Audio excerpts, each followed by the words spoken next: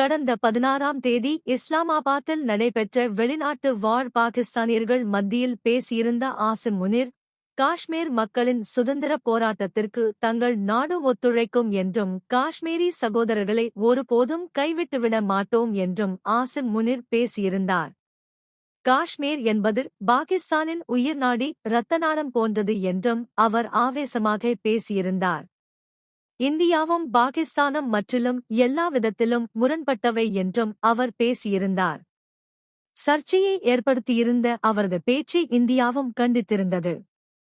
இந்த நிலையில் ஜம்மு காஷ்மீரின் பஹல்காம் பகுதியில் பயங்கரவாதிகள் கடந்த ஏப்ரல் 22ஆம் தேதி பிற்பகல் துப்பாக்கிச் சூடு நடத்தியதில் 26 பேர் உயிரிழந்தனர்.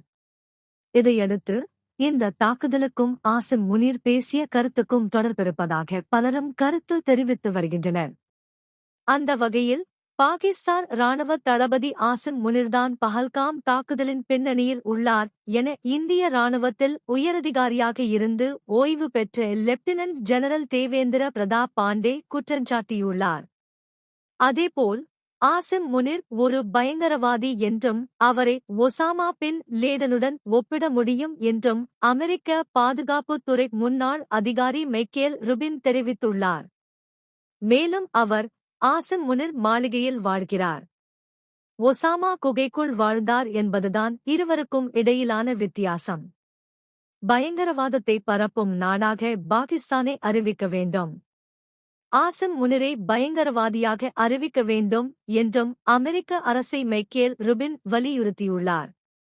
அதுபோல் பாகிஸ்தானின் பிரதான எதிர்க்கட்சியான ஆசிம் முனிர் போரின் மீது ஆர்வம் மிகுந்தவர் என்றும் அவரது போக்கு பாகிஸ்தானை சீர்குலைக்கும் எனவும் குற்றஞ்சாட்டியுள்ளது.